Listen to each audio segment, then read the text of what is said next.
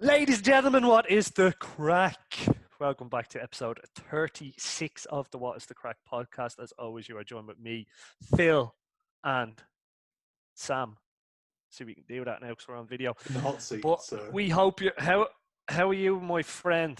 Are you good? I am underwhelmingly well. You? I'm bloody fantastic, me. Chipper. Well, we know why you are. We won't talk about Chipperson. that. But Mr. Chipper Rooney. I am constantly I'm good. I'm in a great mood. I want to talk about fights because what a card UFC Vegas. Yeah, I mean, was. we were, to be honest, Phil, we were a nightmare. We said how terrible it was going to be, apart from the main event. And it was the laziest. It was. Look, disclaimer and apology. We did the laziest card breakdown last week because it was funny. We were just talking all this negative bollocks, and it really, like, we were jaded by the time it came around to fucking discussing the card itself. So this time we're back energized because it was unbelievable. Oh, disgustingly good. I mean, look, top to bottom, that card was just fun. Couple of, there's obviously going to be your classic lull fights that are in there, but honestly, I think there was 10 fights on this card, and I reckon I could rewatch 7 of them. It's one of those events where usually I can rewatch 1 or 2 and be like, fucking hell, what? I need to check this bit here. I need to look at that. I need to, I'll really make sure if there's a points issue or whatever, you kind of want to watch it back and go, oh, here's this. But this card, I could watch most of it happily again and again. But we'll go into it in a moment. But fuck me, great card overall. Yeah, well, we're going to obviously we go top to bottom. You know the drill, but we're going to go straight into the main event, which I've watched. I think I've watched it 4 times now. But Dustin Poirier defeats Dan Hooker by unanimous decision. 2 judges had a 48-47. 1 judge had 48-46. Fight of the year, without question. Just I don't understand that 48-46. Yeah, it's harsh, isn't it? Are they giving a 10-8 to Poirier in one of those rounds? I believe it would have been, I think it was the 3rd that was scored as the 48-46. I mean, what? Yeah, I don't agree with it. There's not one of those rounds that I would say any of it was a 10-8. I mean, there are rounds that, and we'll go into it, that are more, one-sided than another. But not one of them is a 10-8. So again, the judging's fucking mental before we even start off on this fucking fight. But it always is. Let's put that to the side because the right person won essentially at the end of this anyway. So there's no issues, no split decisions, no anything. It was the perfect result really for what it was. And I mean, look, if it wasn't, I'd be talking about this as fight of the year, right? I'd be sat here if we hadn't have had Joanna Zhang Weili this year. That's the only thing that's keeping it from being fight of the year. It's literally, and that's one of the fights of the fucking ever. Do you know what I need to do? I need to go back and watch Joanna. You need to watch them one after the other. I think 2 of them are like this, and it's like Sophie's Choice. Do you know what I mean? For me, it's bringing me to tears. I can't pick one of my children. The Joanna one was just purely because it just didn't stop at any second, and it was just pure violence and just whatever. But I mean, this is similar. There was a few lulls in action because they were both knackered. I assume the conditioning has been a bit off during these Corona times or whatever. I don't know. I mean, Dustin lives in Florida, so there's probably no issue there at all because they just do what they want in Florida. They're a law upon themselves, really. But look, let's just go through it first round. First round. I'd say, So we were talking earlier, just obviously in preparation for this. But I said to you, did you have it a draw going into the final round? Because I had it Poirier up. Yeah, same 3-1.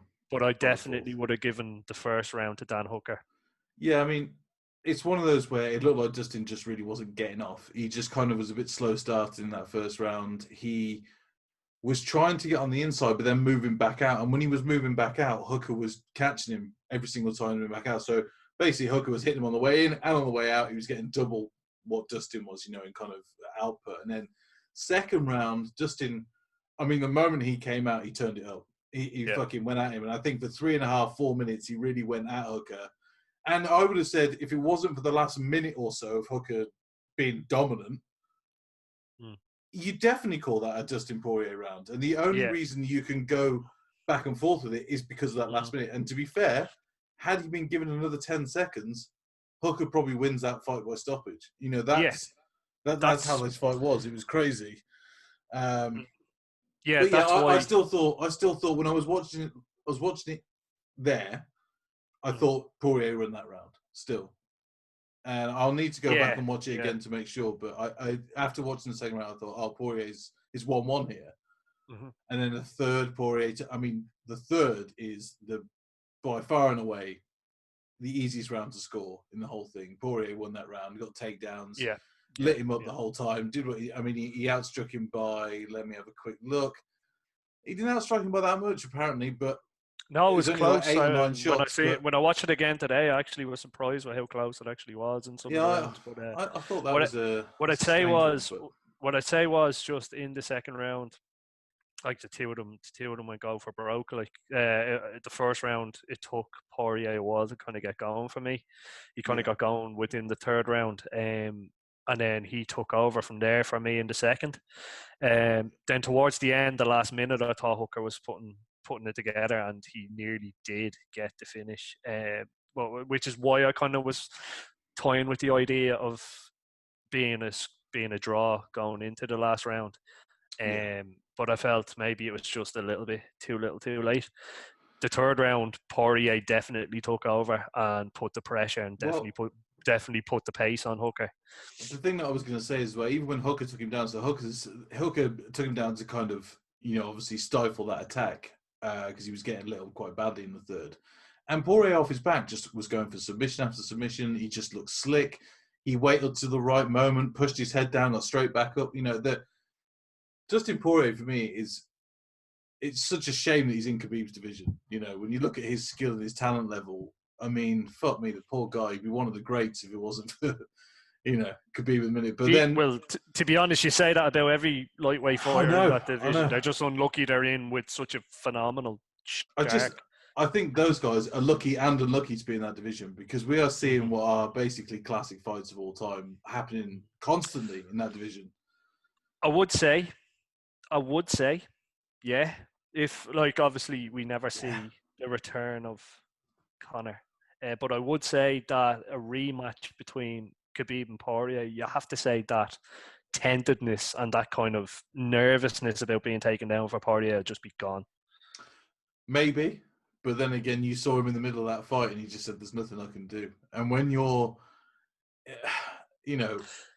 when you're beaten but that fighting style from Khabib is it's like an avalanche.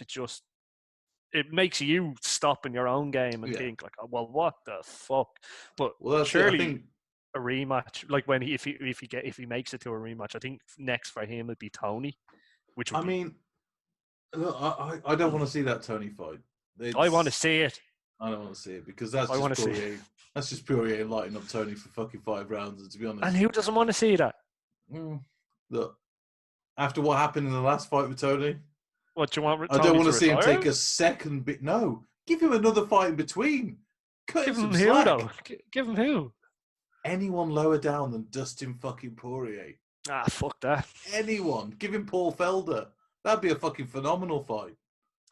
It'd be good, but, I want to see, because Poirier's not going to... Look, the title fight is when? September? Khabib wins, probably. Look, let's not sugarcoat it. Probably wins, right? And then when does Khabib fight again? Next year? Gaethje's going to knock out Khabib, and that's the hottest take I'll ever have in my life. Listen, I want that more than anything. More than anything, I want that. But... We know what happens. Anyway, let's go back to this fight before we go further onto the lightweight situation. So third round, Poirier comes out, submission to 10 out of submission to 10. He's just fucking going for it, Then fourth round, he outstrikes him by double almost, I think, in that round. It wasn't a high volume round of strikes, but it was still decent enough. Mm-hmm. Hooker starts going for the takedowns again. Poirier gets one of his own. He's still going for submissions off his back. It's all this sort of thing. Poirier, to me, clear winner again in that round. And then 5th round, again, Hooker just looked, by this point, done. And he was going for takedown to takedown, and it wasn't working. I think he got 1 out of 6, immediately reversed. Hooker was just done by this point. And I think it's a lot of people said it was 2-2 at that point. I mean, you said it was 3-1. I thought I had 3-1, but 2-2. To be honest, if you scored a 2-2, wouldn't be upset. I'm not mad at you. No, I wouldn't be upset about that at all. And I think I was kind of, when I was watching it and I was seeing all the tweets live, it's like, 2-2 there, or I think it's 2-1 to Hooker after the third. I was like, what the fuck are these people talking about? But yeah, on reflection, it seems fair after, kind of looking through it again and see what's going on. But Poirier, man, I mean, what he's shown in the last couple of years is that real championship quality where when it comes to the 5th round, he doesn't step off the gas. No. And that's the difference between him and Hooker. Hooker in the last 2 rounds was looking defeated, to say the least. And he was game. Well, you have to say, don't get me wrong. 100%. One thing you can never take away from Hooker from this fight is his toughness. And a lot of his haters really need to kind of show him a bit of respect for that. Never in a boring fight. Look, I don't like him. But you could say that it was fresh pastures for Hooker championship rounds, No, because I know he's fought there before, but against I wouldn't say it's fresh pastures. But against championship caliber. What I would say is, first of all, Paul Felder won that fight, so we'll stop there and we'll leave that over. But we'd have a very different fight on our hands. And could you imagine Paul Felder versus Poirier? How good that motherfucker would be as well. This is the thing. I think Felder deserves a chance at that now because I think he won that fight, and he's talking about retirement. Well, okay, let's give him a Poirier. Well, he literally tweeted through the fight. I'll come out for either of these guys. And you're telling me that you would want to either see the rematch or B, see him versus Poirier. 100% I'd watch those fights any day of the fucking week. They are phenomenal fights to make, and I think Felder, he's using the retirement thing because obviously he's got the commentary thing as a backbone. He doesn't need to earn money through fighting anymore. He probably earns more just sitting on a desk talking about fighting than he does actually fighting. So I get where he's coming from, but that guy's a savage, and I keep seeing videos of him training and pictures and stuff, and I'm thinking that motherfucker's he's gearing for another. He can't put it down. He can't leave that alone. He's a violent piece of shit, and he loves it. Right, I'll say it to you. Actually, before I go there, didn't you just love the end of that fight? 2 of them fucking squaring up. Yeah, it was like, go on, lads, 6th round, fuck it. And then Dustin, at the end of the fight, goes up to him and says, "That was a great fight. Keep working, and you'll get there." And Hooker kind of laughed it off. Hooker was like, I think he was. I think Hooker was a bit just like what you want, but it's delirious. The awareness of Dustin Poirier after that fight already, he knows that he's won it, but he's nicked it at the same time. That's the thing. Poirier knows that his experience, his championship experience, everything else is coming to play in that fight, and that's he done it late enough to be fresh in the judge's mind. And what's beautiful as well is that he goes to his opponent that they've just had a fucking ruckus throwdown for 25 minutes. They stare down at each other at the end of the fight. It looks like it's going for another one, and then he still has the wherewithal to go up to him and say, "Great respect. Just keep working hard. You'll be a champ. Keep doing your thing. Keep doing your thing." And I think that's why I love Dustin Poirier. Not just all the fight forgotten, all the fucking. He's just a class act. He's just class. He's a great man, and I think we do a lot better with him as a champion than we would as Khabib representing the sport. And it would. Khabib talks all he wants, but he's earned 100 million, given none of it to charity. What? Yeah, that's a topic for another day. But yeah, no, I was the Just Bleed guy when they squared up. I was like, right, I'll say it to you there. What's next for both, and we'll move on. So Poirier, such a hard thing to look at because obviously he lost to Khabib in his last fight, took 9 months off. He says he wants 6 months off now because he got used to hanging out with his kid and doing whatever. I think, look, Tony Ferguson, Paul Felder, they're the two that I'm looking at. Yeah, they're both off losses. However, Ferguson was the number 1 contender for 9 years. and Paul Felder didn't actually lose that fight, and he's just beaten the guy that Felder lost to. So I think if we're looking at realistically, because Gaethje's going there, Connor's not doing anything, fucking whatever.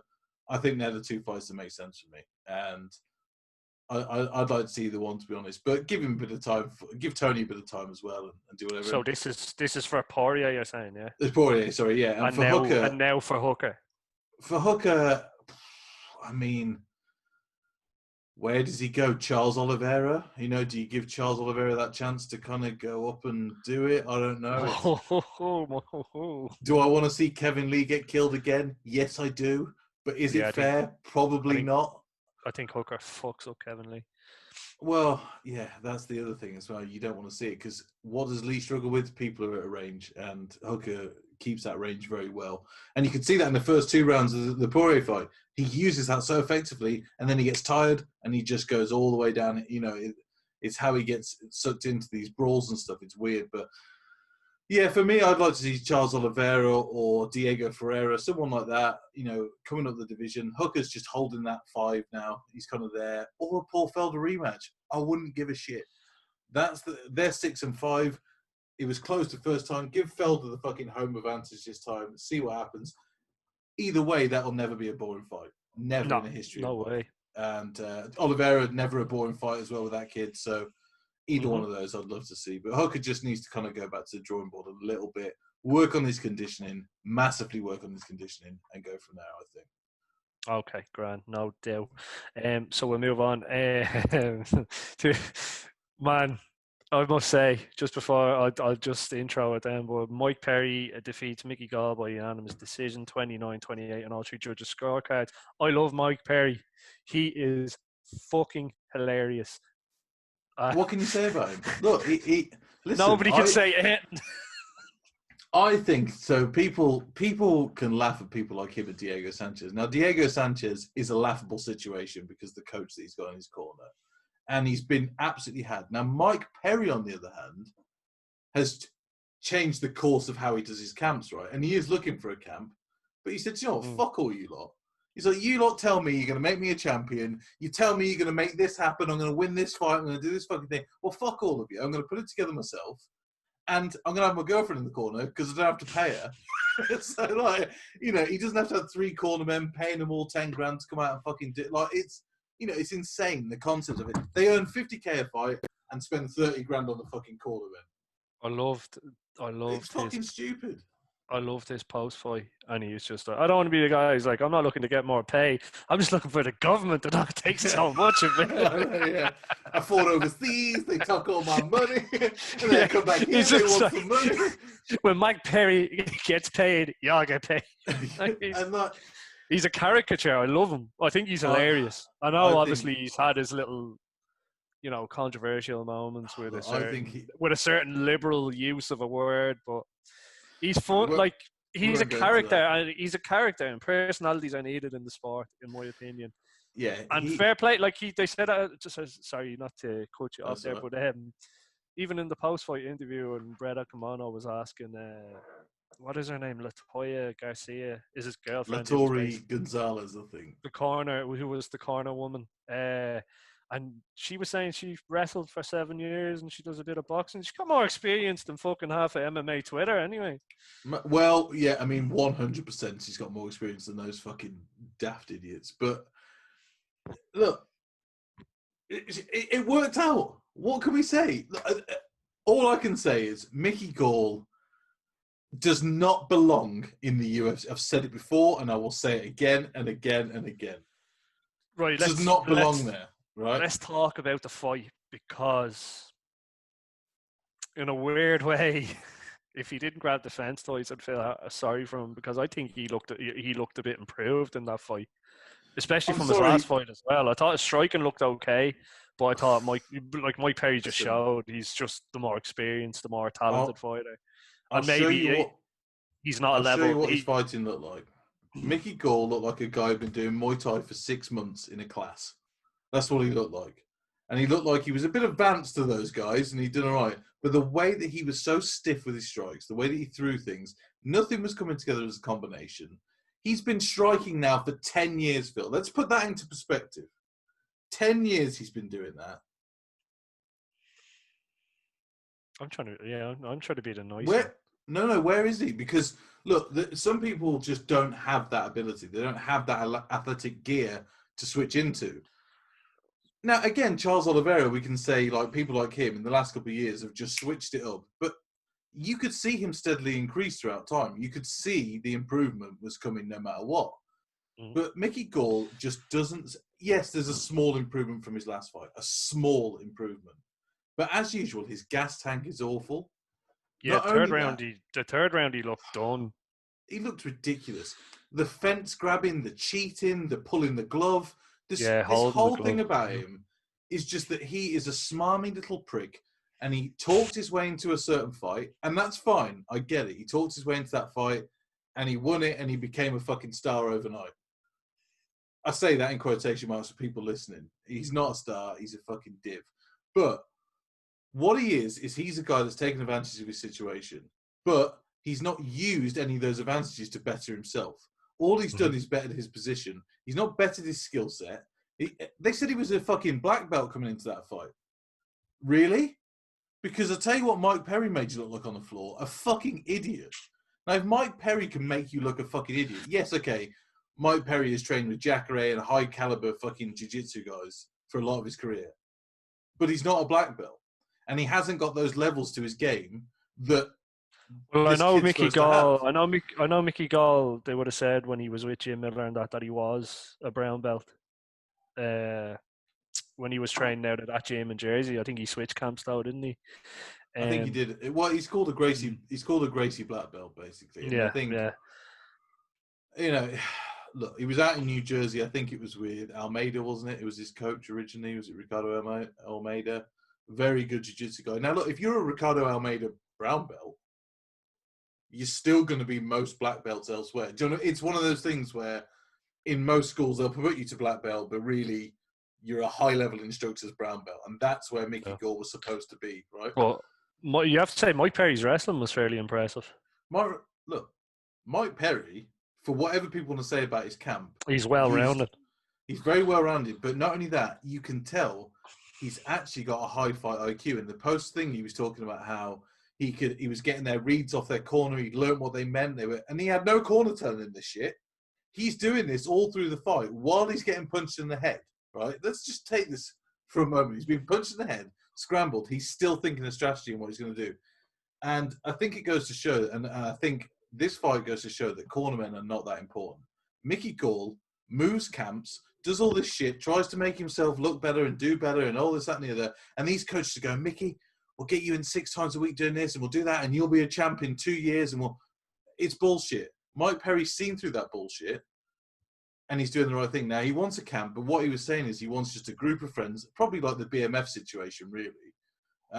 Cowboy just gets his mates there. They all fucking train together and do whatever. They all know fighting, so why not just do it together? And I think that's what Mike Perry's looking for. And I think those two guys, Donald Cerrone and him, could change the fucking game, you know, and I'd like to see that happen. Yes, there are some great head coaches. Trevor Whitman, for one. Greg Jackson was before he left the Jack. I mean, he's not really there apparently anymore. He doesn't even do anything. And obviously there's Henry Hooft and there's a couple of others.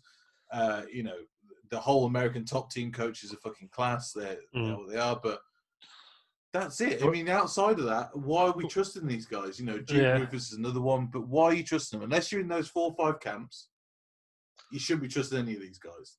Right. It's bullshit. And I think, you know, that's what's highlighted. Mickey Gall looks stupid. Mike Perry looked fantastic. Well, Mickey Gall has fallen to 6-3, so if he does leave the UFC, maybe a bit of time away might do him good because he's still young. He's still 28. Perry is now 14-6.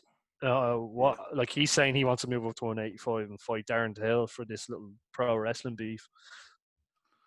Yeah, I don't know what that's about, but it'll be fun. Well, they had the little banter on Instagram that got fairly serious. And I don't know if it's just trolling by either of them. Until Darren Till said that he was going to raw dog his girl, and I mean, oh well, there you go. Well, that's why it went too far. And yeah, look, that's classic Darren Tills. Classic English people always go too far. I think they're being funny, and that's how we banter. But Americans don't banter like that. No, they don't play that shit. We eat it up and come back with something like, "Oh well, fuck your mum anyway." Like, you know, you go further, you make it worse. It is what it is. Would you want to see Mike Perry versus Darren Till? I would. Yeah, of course I would. It'd be a fun fight, but what's that going to do for Till's career at this point? It's not worth it, you know, for Till. But for whatever, I just want to see Mike Perry continue fighting, doing well. He's a natural 170er. He's fucking beast. You know, if he does get a good training partners around him, he's, as long as he keeps focused the way he did in this fight and didn't, you know, he could have got dragged so much into just throwing all his power into those shots all the time, and he didn't. And that's what really got me, is without a corner, he brawled less than when he did with the corner. It's weird. It's weird, but yeah, great fight, good win for him. Yeah, shout out to Mike Perry. So we'll move on. Morris Green defeats Jean Valente by submission. They had it down as an arm triangle. It was a bit of a modified arm triangle. What it was? What it was was cuddle. From the bottom. It was like, effectively what it was. Gian Valente, Dad Bod Valente, fell asleep on top of Morris Green, and Morris Green's like, all right. Well, okay, before this. Valente was doing well and was looking to finish the fight. So, look, the first 2 rounds, Morris Green won, right? Just outright. Won those rounds. First 2. I can look at the stats and do all the shit that you want, but let's just put it that way. Then the 3rd round, Valente comes out and absolutely just hits him with I think it was a left hook. And it was just brutal and destroyed him. He looked good when he came out in the 3rd round. Like I'd say he was just sick of his cornerman just shouting. I was like, John, you got to start throwing combinations. Well, to be fair, what the fuck is John doing? This guy has been in the UFC for like 10 years now. He's just been like hanging around. I don't really get it. He's got one of the worst records in there. I don't get it. He just keeps getting chance after chance after chance. He never puts combinations together. He just... I don't get it. I really don't get it. I don't understand how he's still there. But anyway, he moved up. He looked fat as fuck. He looked really tired all the time. He looked slow. He looked slower than he was at light heavyweight. He doesn't even have to cut any weight, and he still looks slow. He didn't have any depletion. He was like, oh, shit. So he goes in, he loses the fight, and then he gassed himself out trying to beat the shit out of Morris Green. Now, fair enough. Actually, I've seen fights stop for less than that. So you can kind of, you know, you can kind of go, well, I can see what he was doing here. He was just trying to end it. But he gassed himself out. Morris Green got... Take a lot to finish Morris Green, though. He's a big lad. He's a big boy. But whatever he locked on him, yeah, they call it an arm triangle, whatever. But that's a standard jiu-jitsu position, and no one should be tapping from that. Ever. I think he just gassed himself out and took. But he could have taken a decision. You know what judges are like? He could have taken a decision. So it's... Yeah, if he laid and prayed, maybe he would have got to the bell. And who knows? But you kind of have to feel for Morris Green post fight. I don't know if you've seen it, but yeah, it felt so good. Phil, I couldn't stop laughing. I know you should. I couldn't stop laughing. I felt happy for him, though, in a way. How did that feel, Morris, to get that victory finally? It felt so good. It's like I just couldn't stop laughing. It's like when you finally get that. You know, do you want to come upstairs after? It felt so good. It felt so good. After a dry spell. After a series of dates and a 3 or 4 month dry spell, do you want to come upstairs? It feels so good. It feels so good. You start crying in front of the girl, and then she doesn't invite you in because she's scared. Oh, Phil, honestly, I couldn't stop laughing when I saw it. I don't know why, but yeah, you mean you tried to be serious with it? You know, you got to feel for him. I didn't feel for him one bit. I could not stop laughing. And no, like not feel for him. I was like, I'm happy for him, you know. The next 3 sentences after that as well, when they asked a question. He did take it in good jest himself. He's just like, I'm always crying on TV. I know, but fuck me, I couldn't stop laughing. But yeah, I mean, look, this does nothing for either one's career. It was a pretty pointless fight, but it's got Morris Green and a Tanner Bowser next fight. Like, we'll get into Tanner Bowser, but he looked phenomenal tonight. He did look good, and he looked small, but we'll go into that in a minute. But yeah, I mean, look, what I'm saying doesn't do much in terms of rankings, anything like that. It's just basically a nothing fight, you know. But sets up another fight. Do you know what? it was still fun. That was one of the fights that I was least looking forward to, and it was still fun. That fight, it wasn't great, but it was fun. But then the next fight, Phil, leading into Well, look, I'll segue intro there. it, and then I'll let you talk about this. But Brendan Allen defeats Kyle Dawkins by unanimous decision. One judge had a 29-28 one judge 29-27, and some blind idiot had a 30-27. Where the fuck do you pull that from? But yeah, Brendan Allen, the biggest point where this fight turned for me was the huge knee that he landed in the first, because Kyle Dawkins looked fantastic when he came out. He has got very sharp hands. Very sharp hands. Two boys. Just what I'd say about this fight, and just before I'll let you talk about it then. But if I was a coach and I had young fighters in the gym, I was like, watch that fight, because that fight had everything really. It was living proof of how much this game has evolved, with how young those two guys are and where they're at in their careers and how good they are. You know, we're talking about Mickey Gall a minute ago. These guys are younger than Mickey Gall, I'm pretty sure. And they would demolish him. It wouldn't even be funny. It would just be wiping the floor with a human being. And the thing is, that first round, these boys, they came out swinging in the first round. It looked like it was going to be a stand-up affair for a couple of minutes. Then it was up against the clinch. There were some takedowns coming in, but there was a point, like you said, where Brendan Allen landed that fucking missile knee to his head. And he was kind of not struggling a bit, but he was kind of under the caution a little bit, and the knee just came out. He got to a good position, landed out of nowhere, and it really did hurt Dawkins. He never really recovered. And that, for me, was kind of the story of this fight, is that while Dawkins looked very good on the feet and very sharp, Brendan Allen was picking his moments better. That's what I thought. In the striking anyway, I thought he was picking his shots and choosing when to go, rather than Dawkins just coming in and going for it and doing whatever. But there's two differences here. There's a guy that's undefeated in Dawkins. It's his debut in the UFC. And it's Brendan Allen. He's had a couple of fights there. He's lost a couple early in his career. There's like a big difference in mentality there. But they just put on this great fight. It was mainly a grappling match, I would have said, for the whole like some of the transitions, especially some of the trouble that Dawkins got out of and managed to transition to the back was, it was just beautiful. I was on the edge of my seat. I think what's really interesting is Dawkins got all the takedowns in this fight, right, and lost it by unanimous decision. Brendan Allen on the floor is an absolute fucking beast.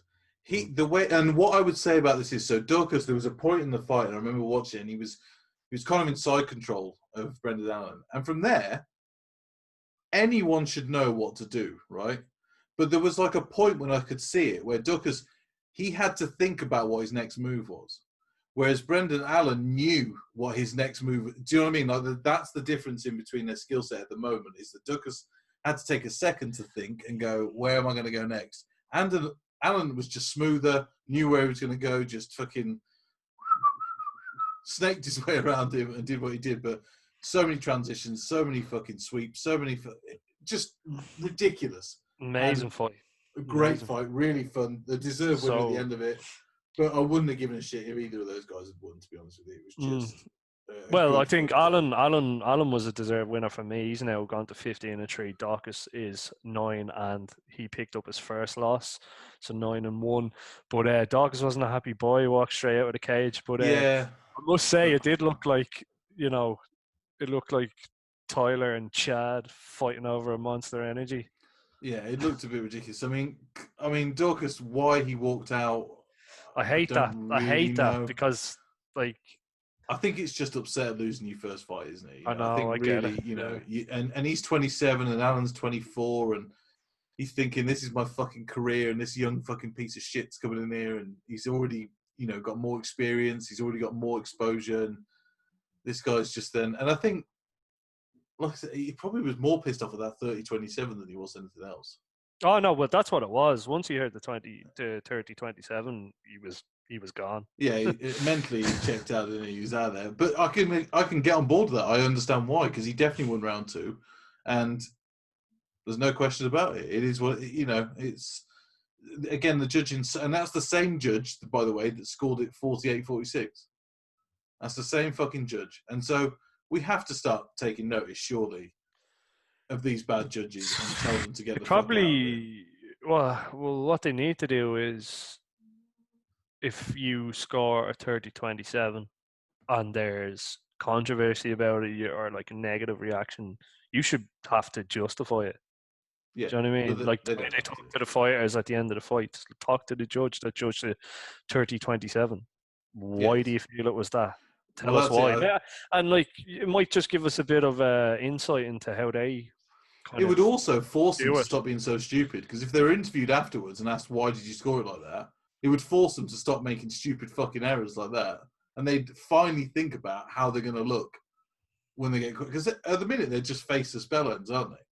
That's what judges are. They're just a faceless bunch of pricks who sit cage side. Remember your man who was on his phone? I think Oh, Was that Shang and Joanna? yeah, I think it was. Yeah, I think I it was that think it event, was. Your and man just sitting there on his phone. Oh, I would have told him to leave. But look, unbelievable, fucking we could talk. unbelievable. We can talk about Yeah. terrible judging all night, to be honest.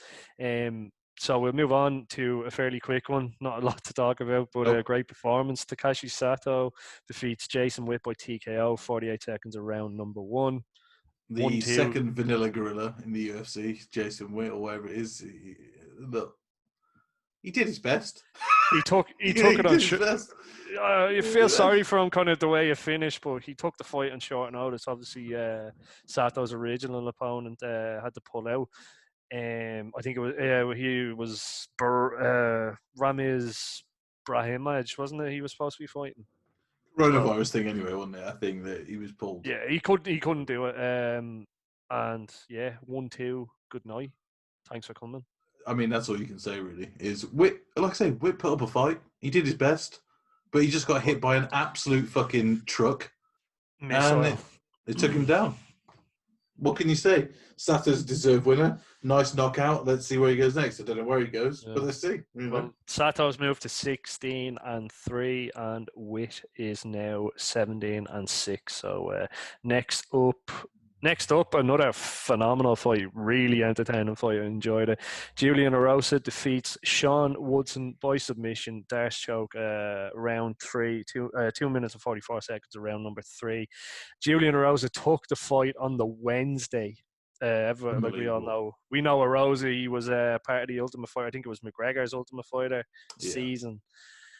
He didn't fare too well in his first stint. He's kind of been went on away for a bit. Contender. This guy's been through the ring. He's been on Contender. He's come back through other avenues. It's just this is his third stint in the UFC now. He beat Pimblett at Cage Warriors, didn't he? No, he didn't. Pimblett got the decision. He lost. And it was Sorry, absolutely he should have won. horrifying. Yeah. I Well, remember. no, he did win. I remember. Phil, he did. 100% he won that fight against Paddy QCJ. Pimblett. Yeah, against Paddy Pimblett. Yeah. 100% he won that fight. Paddy Pimblett has been so protected. I could go on about this for an entire episode. He's been so protected through Cage. Oh no, we've talked about this. Yeah, I can't do it, Phil. But yeah, look, this fight, fuck me. You know, let's just say first of all, Sean Woodson is extremely talented. Really nice box. Really nice hand. Really good, but I mean, when he got into situations with grappling, he looked like a child who had no idea what he was doing. And the thing is, you know, when you start, how old is Sean Woodson? He's 23, I think, or something like that. I mean, he only really, you know, he's born in 92. So what's that? Fucking hell, he's 28. He's 28. So, I mean, he's not young. And apparently he started training MMA when he was 18 and he doesn't have much grappling. You know, it's a little bit worrying again at this point. We're talking about all these, you know, future contenders and these prospects and all this kind of stuff. And for me, he's nowhere near that that standard right now. And also, his gas tank is absolutely shocking. And he's got very crisp hands. He looked like he hurt a roaster a few times in the first round. He definitely did. Yeah, he nearly finished him at one point. He dropped him. But what Rosa was just keep hitting me. I don't care. Keep hitting me. I don't care. He just weathered it and just came back. And he mentally, I think he broke Woodson. He did, and he was hitting a lot to the body as well. Whereas Woodson was just head body work was so nice. Disgusting. And look, Juicy J, no matter who you are or what you're doing, he's always a tough fight for anyone because he moves so weirdly and he's so unorthodox. I've always been a big fan of him. I've always liked since the Ultimate Fighter and stuff. I've always wanted him to do better than he was doing. And he always just seemed to come up that little bit short. And it looked like it was going to be the same again. And something clicked in his gear in the second round where he was like, do you know what? I'm not letting this piece of shit beat me now. He's like, I'm not losing another opportunity. I've only done this on 5 days' notice. Fuck it. I'm going for it. And he did exactly that. Second round, I think he won that second round. I don't know what people thought or didn't think. I think Juicy J won the second round. It was close. And, well, I mean, let's say it's close. Let's look at the stats, shall we, Phil? Significant strikes, 46 to Woodson and 59 to Julian Erosa. 59 overall for Erosa and 53 for Woodson overall. There was no takedowns in that round, so you've got to say that's an Erosa round, surely. If you have, yeah, we can talk about damage and we can talk about the intricacies and we can do whatever, but I would say that that's a Erosa round because neither one of them was really hurt that badly. Then the third round, I mean, it was very, very close. They pretty much threw and hit each other the same amount of times. But then Woodson just gassed and he kept getting taken down. And eventually, Erosa sunk in that Das choke and game over. You know, it took him a little while to cinch it up, but once he did, no chance. And he just tapped out pretty quickly after. Do you know what I got kind of slightly watching Erosa last night? And just take this with the biggest pinch of salt. Like, slightly mirrored his style, who he slightly mirrored. I felt he does slightly mirror Dustin Poirier's kind of boxing. A little bit. Just the way he comes forward. Just the way he comes forward, I was kind of seeing it. I'd say that his footwork is more Tim Elliott. Yeah, no. Like, no, don't get me wrong. Don't get me wrong. He's not. He's not traditional boxer by any stance. Well, but the thing is, what was Bisman saying? He was 46-3 as an amateur boxer, and an accident stopped him from going pro. Erosa? No, that was Woodson. Oh, sorry. That was Woodson, yeah. So he had an injury or an accident, I don't know, a car accident or something.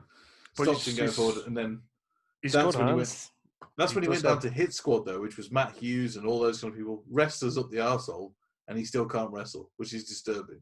But that's another thing for another day, you know. It is what it is. Yeah. But yeah, I mean, it was a good fight, really fun fight, really enjoyed it. Yeah, good on Erosa for finally getting a win in the UFC, and let's see where he can go. Yeah, so yeah, perfect. But look, he's earned his contract anyway, picking that fight up at short notice. Yeah. But Karma Worthy defeated Luis Pena by submission. Guillotine choke, another kind of another unorthodox version of a guillotine choke. It was great, but 2 minutes and 53 seconds around number 3. This was a good fight too. Fun. Very good fight. I mean, all I can say is thank God I was vindicated in my pick of Karma Worthy, because not a lot of people know who Karma Worthy is. He's only had one fight in the UFC before. But when you look at Luis Pena, I'm sorry, he's so overrated. He is one of the most overrated fighters on the roster. Sorry, I just can't get on board with the hype with him at all. And this proved that the hype is not necessarily around him at the minute. You know, yeah, he's got the look, he's got the nickname, he's got his fucking ginger beard, and you know whatever. But who cares? He's not cutting it. Yeah, he went for takedowns, he went for submissions, he did this whole thing. He looks very well rounded, and all, but he also got absolutely. You just self-hate. I don't like. You don't like your own kind. He got outstruck by Worthy in the first round by double, Phil, double. Yeah, no, he lost that. Then he gets takedowns. I thought he had his moments in the fight, but in the second round he had his moments. But that was because he just lay and pray a bit more. He wasn't really working when he was on top. He wasn't making Karma pay for what he was doing. He was just and he went for submissions, but where did they go? You know, and he won the second round, so it was 1-1 going into the third, and then Worthy started to take over again. I thought with the striking. Worthy's guillotine, it looked like a bulldog choke / guillotine. It was really good though. He just yanked him. It was just more of a crank than it was a guillotine, from what I remember. I can't remember exactly, but look, Karma Worthy's a great talent, and I think we're going to see him really. He's good personality as well. I liked his post fight. He's third. He's a good lad, and I think this fight. I don't know why this was so far down on the card. If I'm honest with you, it should have been a little bit further up. But maybe replace Volante with this. I don't know. He's got I don't know. They're all the secret society in the UFC Yeah, it's with weird. places on cards. But Oh, yeah, Wordy anyway. Like he's 30. He's turning 34 soon, so he'd want to be, kind of be as active as yeah. possible. And the thing is, in the last, so he's, I think he's 15-6 or something now, and he's won his last 7 fights. So he was 9-6. So the way you got to look at it is something's clicked in his career over the last couple of years. He was losing weird fights to people who no one really knows, and all this kind of stuff. So, and then all of a sudden he just thought, do you know what, fuck it, I've got to ramp up, I've got to do it. And it looks like it's worked for him. Do you want to say that again, Sam? Sorry, you're just after. Oh, sorry. I was just saying. Sorry, Sam, you That's fine. You hear me now, Phil? Yeah, you just froze there for a sec. Oh well, yeah. I was just saying. Something seems to have clicked in Carl with his career. He was 7-0 in his last 7. He was 9-6 before that. Something's obviously just tipped him, over the edge of quality, and he looked very, very good in that fight against Pena. He's won his first 2 fights in the UFC by finish. It really, I think he's, like you said, he's 33 though. If he's going to do it, he's got to do it now. And yeah, they have to kind of be more active. I'm looking forward to seeing how he goes. But yeah, it's interesting prospect there at 33. Yeah, I want to see him. I want to see him kind of back as soon as possible. But we'll move on. Tanner Boser defeats Felipe Lins by KO round number 1, 2 minutes and 41 seconds. Looked fantastic, and he looked much lighter than his last fight against my guy. So Cyril Gain. So you can't really blame Tanner for losing to Cyril Gain. That's a future world champion there. But he looked really good. He said a big change up to his game was he just went full strength and conditioning for this camp. Came in 10 pounds lighter, and definitely with the speed of his finish, it was beautiful. He looked muscular though when he came in. That's the difference. He looked pretty jacked. And normally he kind of looks like dad bodish, but he actually looked in really good shape coming into this. And I think it really showed how dedicated he was to this camp. It ended in something at 2 minutes 41 against a guy like Lins. Lins stuck it out for 3 rounds with Andrei Arlovski, who's he's not Andrei Arlovski of the old, but at the same time, you go 3 rounds with a veteran like that, and you're taking hard hits and whatever, fair play, but. Boza just, look, he's 2-1 in the UFC now. He only lost a decision to Gane.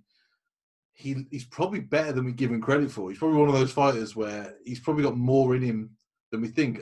I'd like to see him and Chase Sherman maybe next. 2 guys that like to throw down and bang. He did call out Morris Green. I'm not if he looks like that and comes in like that, I wouldn't mind seeing the fight, to be honest. But yeah, Chase Sherman would be good because Chase Sherman's got hands. Yeah, and I think Lins, unfortunately, I think he probably gets another shot in the Corona times. I don't know. He's 0-2, sorry, now in the last couple of months. Maybe he gets a shot. I don't know what happens with him, but he's a millionaire anyway. He won the PFL tournament. It's not like he needs it for the money at the moment, particularly. So who knows with Philip Lins, but I feel bad for him. He comes in with this name of a champion in another organisation. He just looks really shit, to be honest with you, compared to it shows how bad the other divisions are, and promotions. Yeah. But Tanner Boser just looked different. Looked great. He looked great. He looks like fantastic. A serial killer. He's like part of the Wyatt family. Did he have a mullet, or am I mistaken? No, he had a mullet, yeah. Mullet, and he's missing a mullet, and he's missing a front too. He couldn't look any more fucking challenged. That's what I'm saying. He looks like one of the Wyatt family. We won't go into that. Anyway, great fight. Just not very long, but good fun and deserved win. Yeah, I enjoyed it. I think Tanner looked great. He made me a fan, and I want to see him again. I'll definitely be looking out for his next fight. But we'll move on. So Kay Hansen, at 20 years old, defeats former Invicta atomweight champion Jin Frey by submission armbar round number 3 at 2 minutes and 26 seconds. I like her. She looked aggressive. She was there to fight. She did. And what I will say is, and I said this to you before, this was the underrated hottie fight of the year so far. And you may not agree, but both of them are absolute little pieces. Listen, go back and watch, Phil. Did you see Frey's feet? Go back and watch and zoom in on Frey's feet. It's like Frodo Baggins. Do you think I give a shit about her feet, Phil? Do you think I give a flying shit about those feet? Well, No. look, But anyway, before we're cancelled, let's talk about the fighting. yeah, look, it was a good fun fight. Strikes wise, I don't think they were too far apart at any point, apart from the second maybe, but Kay really took over. Kay got bloodied up on the feet. Yeah, and the story of the fight really was the takedowns, and then in the third round, got an armbar, and to be honest, it was a weird looking armbar. It almost looked like Frey had given up. I think it was very lethargic the way the arm kind of came out, and it wasn't really against anything. The elbow wasn't really. It was an odd one. I think Frey just wanted out.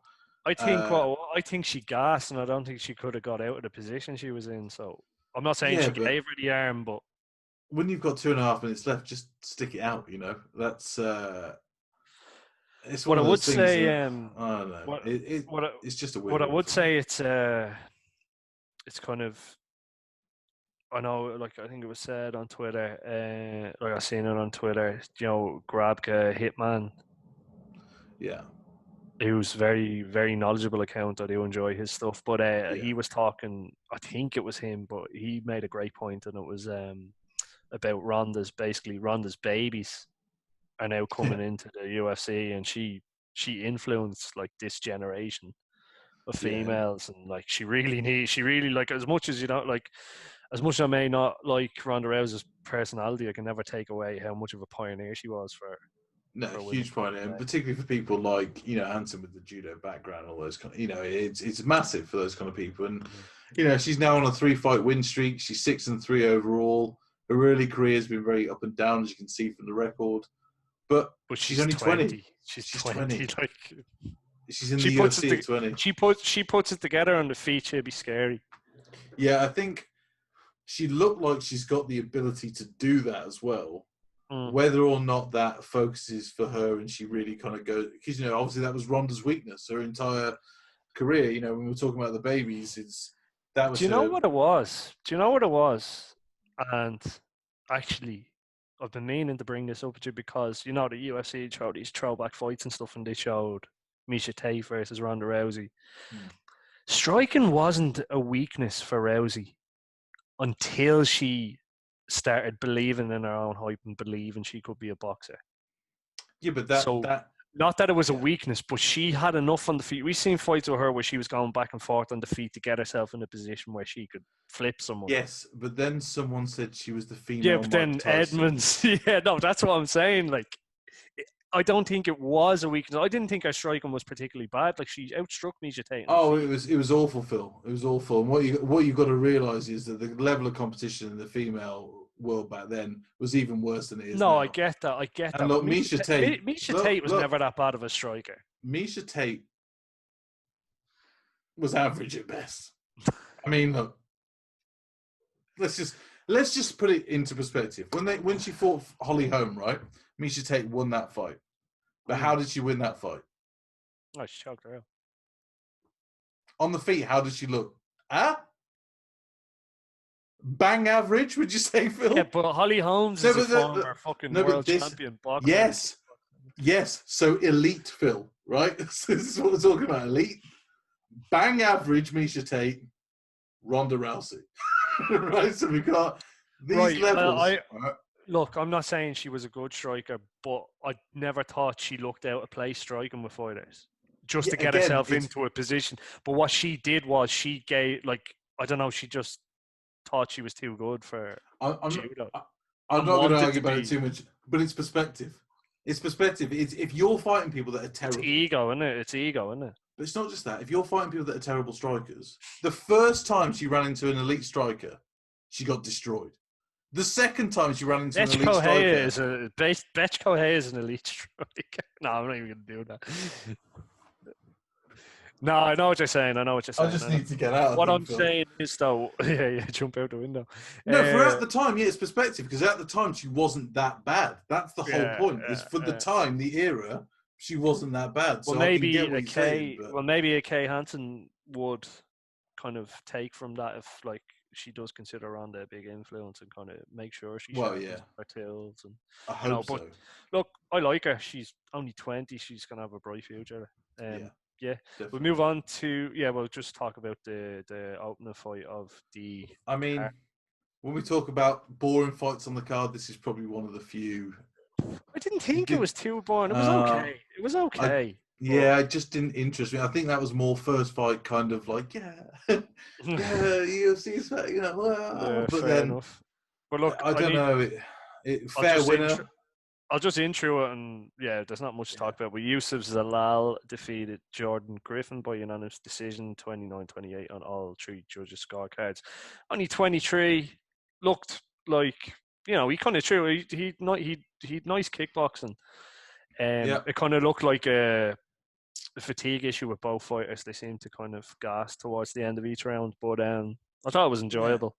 I don't understand how what's his name, Jordan Griffin, can be upset by that decision. I don't really Oh, understand what he was upset about. He kind of looked like it was bullshit. I mean, he landed 3 strikes in the first round.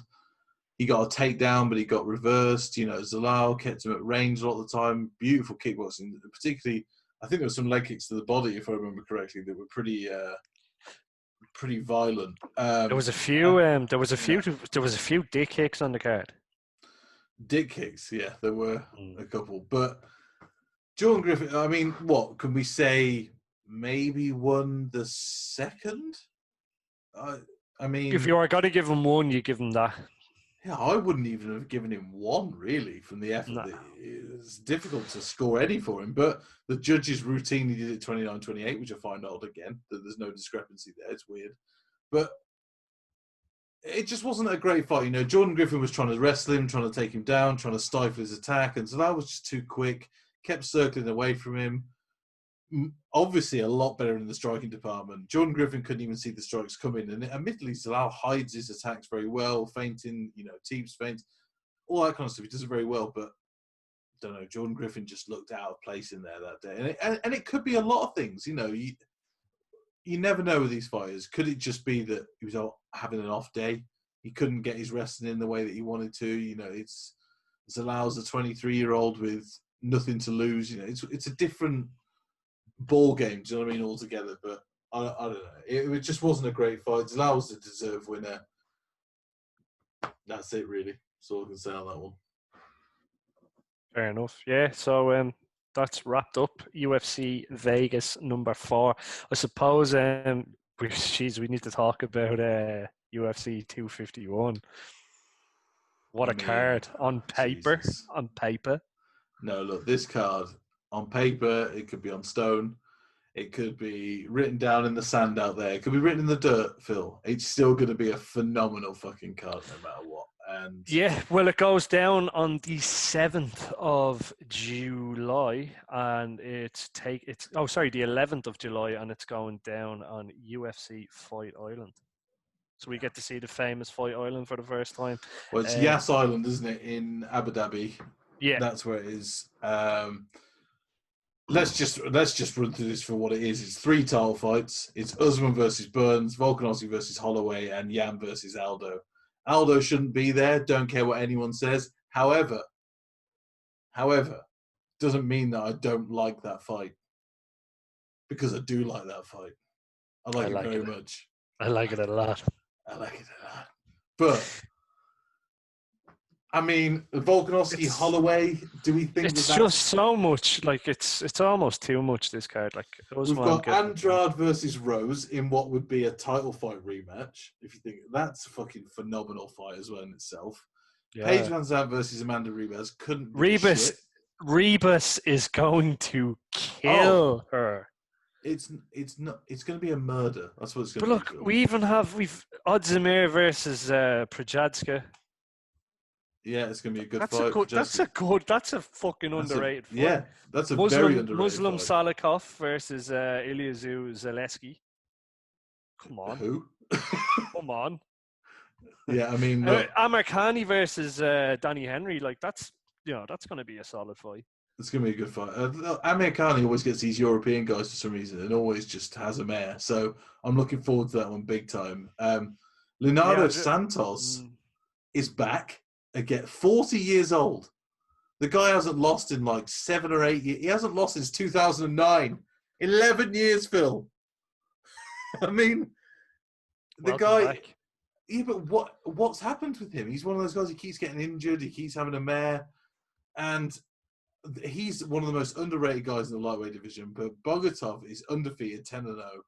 That's another huge fight. This has been. They really have outdone themselves with this. Yeah, this is an unbelievable. Tybura versus Romanov. Romanov is another undefeated fighter. You've got Pavia versus Zamagulov or whatever. I don't know. They're flyweights, so we could see Zhumagulov. So you could see some new flyweight blood coming through. You know, it's man, it's just a card that. And we have of course. Why lad, we've Davy Grant kicking off the card. Grant coming back in with Martin Day. Yeah. Look, Davy Grant couldn't buy a win. Go on, Davy. Davy, I love him. Since the Ultimate Fighter, he lost to Chris Holdsworth, who hasn't really fought since because of fucking, TJ Dillashaw. We won't go into that. Davy Grant's beaten Marlon Vera before, but he's had really bad luck with injuries over the last 4 or 5 years. Well, he won his last fight against Grigory Popov as a split decision. Bit of a tough fight for him now, but at least he got back on the win board, right? That's one of those things where maybe it's the confidence that he needed to get back out there. This is a great card, Phil. A great, great card. And for the first time in a long time, I'll be staying up. No way I'm missing this event. It's too good. Too many title fights. Just the sexiest female fighter in the world is returning in Rose. Yeah, you may not believe it. I don't care. I'm going to end the podcast here. You can do what you want. I've got the click button, Phil. What's your favourite movie? The Boy in the Striped Pajamas? What's the problem with that? The card is just stacked, and I'd love to see what. I cannot wait to see Volkanovski versus Holloway. The first one just did Holloway just couldn't really get anything off. No, and just got shut down. And I was going to ask you about that though. Do you think it's necessary at this point a rematch straight away? Because Volkanovski, if you think about it, really kind of dominated him. He did. Yeah, no, he did. It was a well-deserved winner. But at the same time, who else is really up there to challenge? What, in the featherweights? Who do you think who do you think would have deserved it more than Max? That's what I'm saying. The Korean Zombie. Do you think? Yeah, I mean, he was set up to fight for the title against Max Holloway before he got injured and before Volkanovski got it. Yeah, but that's not. Yeah, well, yes, that's not Holloway's fault. Well, maybe it would be a different fight if he didn't get injured, obviously. But yeah, I mean, it 100%. I don't know. I just think from Max Holloway and just how long he had the belt and how many times he defended it, I've no problem with. No, I get it, but maybe give him a bit more time off, work on his game, just do whatever. But how much time do you want off? I just think it's a bad business move for him. I think if he goes into this fight... So you're saying from that, I'm taking that you're taking Volkanovski again. Yeah, look, how does he beat him? How does he... Honestly, that's not me being... That's not me knocking Max... Yeah, all right. Yeah, but don't tell me Max Holloway can't knock him out. Well, I don't think he can. I think he could. When was the last time? I'm not saying he will. I'm not saying he's a better striker or anything like that. Volkanovski's clearly the more technical fighter. The last time he had a stoppage was Brian Ortega, which was a doctor stoppage, which I think was he literally taught Brian Ortega in the middle of that fight how to defend himself. I know, it's hilarious. But look, and the only people he's beaten other than that are, let's face it, a past it Jose Aldo, who whatever, and Anthony Pettis at 145 is his last one as well. And he's a very decisive fighter, Max Holloway. And he's not. Him. He finished Pettis. He finished Aldo. Do you Twice. not remember how drained Pettis was when he was going down to featherweight? He still finished him. You look like an AIDS victim, Phil. Jesus. But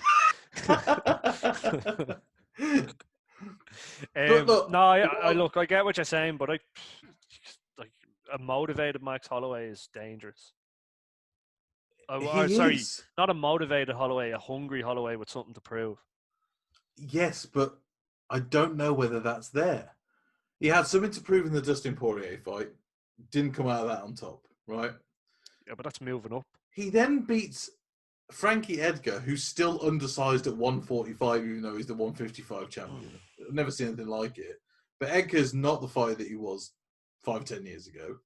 And then he loses to Volkanovski. And Volkanovski, this is the only thing. I'm not saying that Max Holloway won't ever be a champion again. What I'm saying is Volkanovski's a really bad fight for him. A really bad fight. Just because of their styles and how Volkanovski gets in and out and on the inside. And he doesn't just throw one punch. He throws 5 at a time. Max Holloway does throw combinations, but not in the same way. He only throws combinations when he senses you're hurt. And then he starts moving in and going for the kill. He doesn't fight in the same way. And I think with Max, his whole game usually is to just keep it at a jab range, right? Just keep your jab. And then when I notice something's going wrong for you and I time things, I'm going to put combinations in. That's how it works. Volkanovski doesn't work like that. He just goes in from the opening bell and he's just tearing to shreds, technical. working the body, going body head, finishing body with a leg kick. Yeah. And look, don't get me wrong, Holloway can win, but look, to be honest, I do have a soft spot for Max Holloway, obviously, but I don't think Volkanovski's losing. Talk to me about the main event: Kamaru Usman and Gilbert Burns. Do you think Gilbert Burns can cause an upset? I think he can. Will he? I don't think so. I think he's got all the skills required to do it, but I don't think his skills match up to where Usman is strongest. That's what I feel, And I think the only thing I think Gilbert Burns could do here is an early stoppage. Yeah. And then I think if it goes past the first, he kind of struggles. I could see Kamaru standing with him early. I think he might get hit, but Kamaru could shut it down and just wrestle him. What's really interesting about this fight is until this camp, they've trained together for a long time. And that's really interesting to me because Burns knows his weaknesses, Kamaru knows his weaknesses, but who's coming up with what game plan? Kamaru's moved his entire camp because of this fight, which I find odd because surely the champ should be staying where it's been working for him, and the contender should be going elsewhere. Yeah, it's weird. It's here's what it is, I think. But Usman was saying he wants more time focused on him and not the classic. It was all weird politics stuff. But anyway, I think maybe he's launching a rap career. Oh, please no. I think he wins that fight, but I think Gilbert Burns does have a chance, and I think it's really interesting in the sense that Burns is a fucking, he can tap out a lot of people. He's a savage. Yeah, but he can tap people as well. And the guy just dominated Tyron Woodley. I mean, dominated him to the same degree that I would say Usman dominated him. And it's going to be interesting. I couldn't call that fight, but I do think Usman will just have a little bit more quality. I hope not, and I don't want to be negative around, but I think you could see Usman just shutting it down and just wrestling him. Yeah. Getting a 5-rounder, which I hope isn't the case. I hope it's like Colby and Usman, and they're just like, yeah, let's go. I think we're going to see a 5-round potential classic, but I don't. Hopefully. But and let's Gilbert Burns, I didn't think Gilbert Burns would perform how well he did against Tyron Woodley. To be honest, I picked Tyron Woodley. I thought Tyron Woodley's experience. He's peaking, isn't he? That's the interesting thing about Burns. He's peaking right now. Usman's a guy where he kind of he's got to the top and he's kind of maintaining that top level, right? But he's just Burns consistent. is just, and we don't know the ceiling for Burns. We know the ceiling for Usman, right? That Covington fight was 100% the ceiling, but we don't know the ceiling for Burns, and I think it's going to be interesting. But let's just discuss before we go, Phil, because we've got to go in a second. Talk to Jan and Aldo. Yeah, the one fight you don't want to talk about because you know the fuck outcome. Are you going? Where are you going? I'm going for a piss. No, okay. But look, Phil, Aldo loses. 100% loses this fight. Peter Yang's my And guy. what? Peter Yang's my guy in that division. Like, Listen, I it's not the point, Phil. You're here defending title shots after losses like it's a reasonable fucking thing to do. Nah. yeah, well, he bet Out. Marlon. He, he won that fight, Look. and I'll hear nothing. No, this, like, to be honest, I think you're. I thought your sound was jumping there. No. To be honest, mate, I think this is a very interesting fight because Peter Yan is very good, but he's also very overrated by MMA Twitter. Very fair. Very fair. overrated. I just like the fact that he's like a serial killer. I love his boxing, but if the Aldo of old shows up and just whips the fucking leg off him, you know, it can do a lot to take away from him. It can, but what I think Aldo, and I don't want to say this. Oh, God, go on. You do want to say it. No, I don't want to say this, Phil, and I'm going to tell you Well, why. don't say it. No, I've just been thinking, and I think, and it's going to upset you in so many ways. I actually won't. Go on, say it. But I think Aldo's going to win this fight.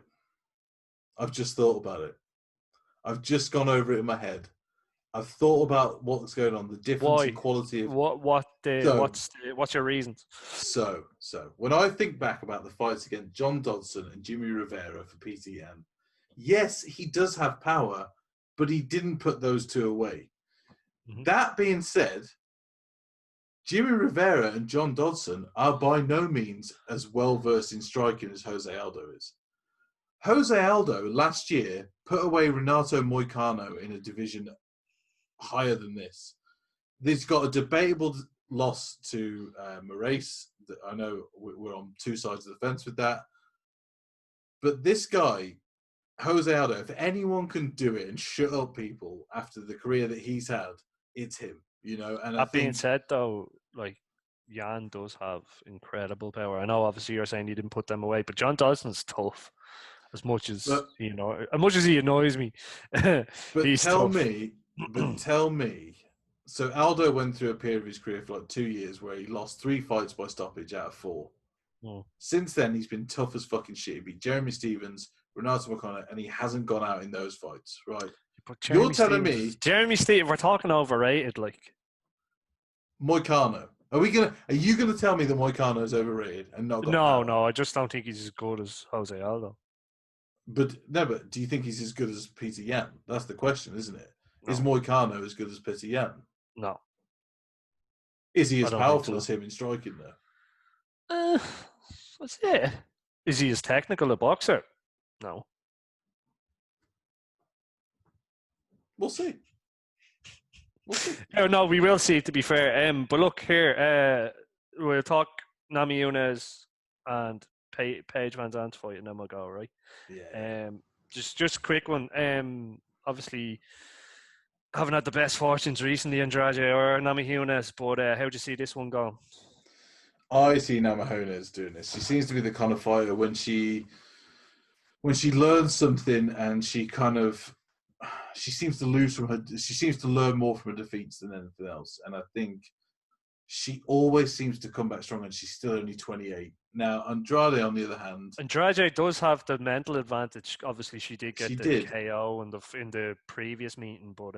However, I would say that Rose was lighting her up before that, and it was a very lucky slam KO. It wasn't a clean punch or anything like that. But that being said, Andrade is a beast at that weight class. She is, yeah. A beast. And the thing is, she could put anyone out if she really wants. Before that, she had a lightning KO someone. It was disgusting. Welly changed her life. She did. But I remember her knocking out Karolina Kowalkiewicz. And I mean, that was horrible. So, she's got that one-punch knockout. She's a powerful girl. But Rose's ability, for me, the way that and also she's under Trevor Whitman, who I think at the moment is just the number one coach in MMA by a million miles. And I think he's really done wonders with her and Justin Gaethje and, Drew Dober. We're seeing it coming through now. I don't see how Andrade's going to have a game plan to beat Rose. And that slam, like I said, was lucky. It could happen again. She has got that power, but I just see Rose controlling it from the outside this time. Right, now we have Amanda Ribas, who I think could be a dark horse. I think she's really good striking, really powerful. Like obviously she didn't get to finish in that last fight, but Randa Marcos was tough. Like I don't know how she survived that. Paige Van Zandt, on the other hand, we've her opinion, like she's annoying on social media and that. Who cares? But one thing you can never take away from Paige Van Zandt, she comes to fight every time. But remember, just Rose Namajunas opened her forehead up, and she didn't I know. She didn't Look, stop. I'm not. She's just not 100% with you that she is a tough opponent, but she's had 4 fights in 5 years. Well, yeah. Arm break after arm break after arm break. I know, but it's at the same time, there's always something. There's always a reason with her. 5 minutes ago, it was that there wasn't enough cash. She might as well sit out. She earns more money on Instagram. All this kind of bullshit. With her, she probably does. Yeah, she probably does, but stick to Instagram then. That's what I'm saying. Like, if you're talking this shit, she already sounds like someone with 1 foot out the door. She does. She's early in her career. She does. And when you go up against Amanda Ribas, who's 9-1 and a fucking killer in the women's division, she's one of the few that we're talking about. We're talking about the elite level of women recently, and like there's a big difference between the elite top 6, 7. Ribas potentially is one of those top 5, 6, 7. I think she's going to get better and better and better. Not now. Don't get me wrong. But I think she gets Paige out of there early. Yeah, I do too. I think. Well, actually, what I see this being is, like you say, because Paige is tough. I see it being a 3-round dominant beating. That's what I see it as. But Paige just sticking it out, and doing what she can. And I think there's going to be some tough moments for Ribas in the fight as well. I think sometimes when Paige has that mentality, something clicks in her sometimes in fights, and she just goes wild. The Beck Rollins knockout. Out exactly. Of nowhere. She doesn't stop coming either. So like, I do have respect for Paige Van Zandt. Also, she's not the most top sentence, Phil. What? No, because. But I think Amanda Ribas gets it done early anyway. So we'll leave it at that. Do you want to give the prelim predictions? Just go through them real quick. Let's have a quick look. 1 sec. I'm on the wrong page as usual. Sorry. So Ozdemir Pacheco, fuck me. That's a close fight, but probably Ozdemir just takes it with his UFC experience and higher level of, opponents. Zaleski versus Salikov, I've been making a huge guess, but I'm going to go Salikov with his wrestling. Salikov's a beast. Amir Khani versus Danny Henry. I see Danny Henry getting that win. Amir Khani is one of those guys who just pisses me off. He's a terrible gas tank, but Amir Khani he's talented. He has. I know we've seen it so much where I know. Danny Henry's he's another guy with loads of injuries to his name. That's the problem with Danny Henry. And that's what pisses me off. He's a bit like Davy Grant, a bit like, whoever. But Leonardo Sanchez, I think he wins that fight against Bogatov. I think he's too inexperienced for a 40-year-old guy who just hasn't lost. That being said, he could kill him. He could be the one. Listen, he could, but I don't see it being that. No, I don't see it either. Tybura versus Romanov. I'm not looking forward to that. No, it's a tough one to call as well. Romanov is a champion in Europe, and he wins by stoppage, but they're all like against opponents that you're never going to see ever again. That's the problem. And Tybura, he got one winning Sergey Spivak, I think it was earlier this year or something like that. And he's very up and down in his career, but I'd probably see Tybura winning. I don't see a fat guy from Europe really. I think he's just a numbers guy. He's there to make up the fights and whatever. Zumagulov and Pavia, I wouldn't want to speculate. I don't know either of them well enough to say that, but yeah, that just looks like it'll be a fun little scrap. Melo versus Carol Rosa. Do we need a prediction on that? Rosa. I'll go Rosa. I was going Melo just for experience, and also she's got to snap that 2-fight losing streak. So I'm just going to go with her by way of needing to get the win. And Martin Davis is Davy Grant. Why? There's no way I'm picking against Davy Grant. Davy boy. very similar records. I just see David Graham picking up a win here. I don't know. We'll see. Hopefully, it's a good, fun fight to kick off the card. Anyway, but Yeah, we'll be watching it live if I can make it. I can't. I literally get halfway through these cards now and I'm done. you big old Jesse. Yeah, I am. I'm a big old man now. But look, anything else you want to bring up, or we? No, I mean the only thing I could say is related to MMA is this week Brock Lesnar, along with a few other WWE guys, he was showing his pain. wrestlers. Yes, he's been flashing a 75-year-old woman. She's not 75, but she was old even then. She was in her 40s then. At least it's not a child. She said that she was walking past the changing room and he just got his cock out. I was like, what do you think to that or whatever? Now, first of all, that's not sexual harassment. That is a bloke. I'm not going into the semantics. No, Phil, that is a bloke being a bloke, and you know that full well. I'm not. I would not. I'm not. No, look, come on. How many blokes do you know that just got the knob out for no reason? I mean, ridiculous amount. So that, unless he went up to her and said, "Do you want to touch it? Do you want to do whatever?" I'm not taking that as an assault. That's just a bloke being a twat. That's what I'm going to look at that as. But what I will say is, we are horrified as people to find out that wrestlers are not only steroid abusing, overly masculine, thick human beings, but whoever was shocked by that knowledge needs a fucking slap around the head, because they've always been misogynistic, vile, steroid abusing. Well, it's fucking whatever. I mean, we're supposed to be shocked. It's carny behavior, like carnival worker That's behavior. What they are. That's what they are. But it's a no finer point. There's a word we could use here that begins with a P and ends with a Y. I'm not going to say it because people of your culture might get a bit upset. I'm just saying. How dare you? I'm out of here. Listen, you're all... It rhymes with Mikey. I'll just say that. All right? It rhymes with Mikey. Right. It's very Mikey behaviour. No, I see. I haven't followed pro wrestling closely in about maybe 10 years, but I'd seen there was like a purge list, and I kind of went through some of it, and I was like, "Holy shit!" So another one. If this is what they're getting up to, my God. So another one that has been had allegations is a guy called Matt Riddle. Do you remember Matt Riddle in the UFC? I don't know if you were watching it then. I remember. I only actually seen his press conference against Stan Hardy came up in my suggested. Yeah. So Matt Riddle was actually a very good fighter, very underrated. Got released from the UFC. Do you know why? Not because he had a losing record, because he got caught smoking weed. Oh, he got banned for weed, and then there was murder over that. Ridiculous. I mean, utterly ridiculous. But he went into WWE, and he apparently is one of the worst for these allegations. He's been, naughty boy, subjecting women to some serious mental, psychological issues as well. And I think,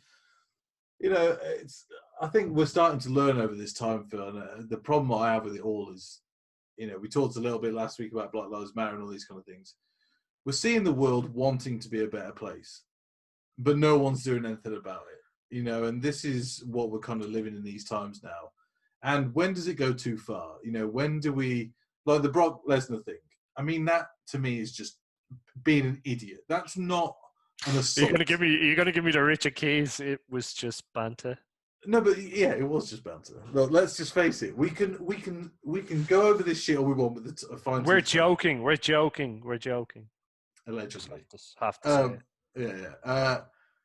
But when do we go too far? When do we say, okay, so Brock Lesnar, are we going to cancel him because he was a twat and flashed his knob? No, he was in his mid-20s. He was earning millions of dollars, and he thought he was fucking untouchable. He made a mistake. It is what it is. I'd say one point just, and then we will go, right? I just think with a lot of these cancellations, like a lot of them can be justified, but a lot of them kind of, the ones that come up from years and years and years ago, like you just take the fact from anybody. You just take someone's ability away from them. They may, like, they could be a completely different person. Do you know what I mean? Yeah. I don't think like I did 10 years ago. Do you know what I mean? Thank God. No, I mean, fuck me. I've said this So 1,000 if times. you just crop videos and images and stuff like that and just put it out there just to make someone look like they're a vile, horrendous person, you're just taking that person's ability and right to kind of grow and develop as a person. And to be Yeah. honest, I don't agree with it. But I then mean, if did you? like if it turns out that it's proven people are doing that, like the Crystal Day stuff that came out, which is really damning looking, again, they're It is, justified in but certain we have some. to again. We have to kind of have a cut-off point, though, don't we? Because there's no evidence to suggest, like the Crystal thing going into that, there's no evidence to suggest that he actually did anything with these underage girls, right? It's very, very likely he did, but again, yeah, like if you, Again, but that's a one-sided report. If you look at his side of it, that's because he released emails after that showed that she said, "I'm not 18." He went, "Well, sorry, I'm out." So like it's so easy for people to go, "Oh yeah, it's proven." Well, it's not, because they're giving you a certain, like you're saying, they cut a little bit of that conversation. They send that in and go, "Look at how much of an animal he is." I And this is the seen problem that we have. there's Everything's a out of context. there is a Twitter though that went into detail, and it, like, for him it doesn't look good Oh, he's never because coming back. he's no, yeah, but it looks kind of bad and predatory. But it's called I think She Rates Dogs. Yeah, I Just read all that, but that's I'd advise you to give that a look. But look, no, don't anyway, have a look, because I'm that's not run by talking. feminist twats, Phil. It's run I'm by not feminist talking twats. about that. Fuck off. I'm Yeah, done. I'm out of here. That's yeah. been episode 36 of the What Is the Crack podcast. Signing out. Enjoy the fights. UFC 251. What a card. Bye.